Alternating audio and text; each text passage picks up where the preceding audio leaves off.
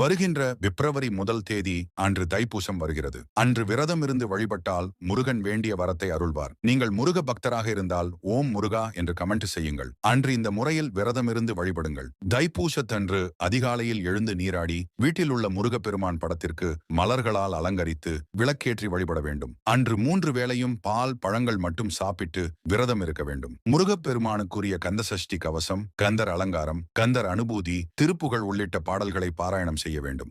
இது எதுவும் தெரியாதவர்கள் எளிமையாக ஓம் சரவணபவ் என 6 எழுத்து மந்திரத்தை சொல்லி முருகனை வழிபட வேண்டும். மாலையில் கோவிலுக்கு சென்று முருகப்பெருமானை தரிசித்த பிறகு விரதத்தை நிறைவு செய்ய வேண்டும். இந்த நாளில் முருகப்பெருமானை மட்டுமின்றி பார்வதி தேவியையும் சிவபெருமானையும் குரு பகவானையும் வழிபடுவது அதிக சிறப்பு வாய்ந்ததாகும். மேலும் இந்த மாதிரி ஆன்மீக தகவல்களுக்கு ஸ்ரீ தமிழ் ஸ்டோரிஸ் சேனலை சப்ஸ்கிரைப் செய்து கொள்ளுங்கள்.